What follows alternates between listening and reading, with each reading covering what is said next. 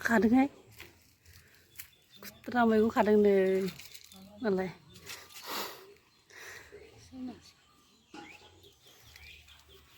मा जागोन इखो मा जानो खादों माबादो जागोन बिलाहिदो ओमफ्राय ना गोरान होगोन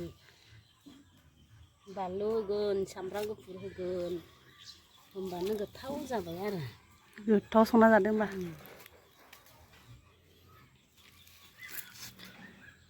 गोथावथार संगोन आङो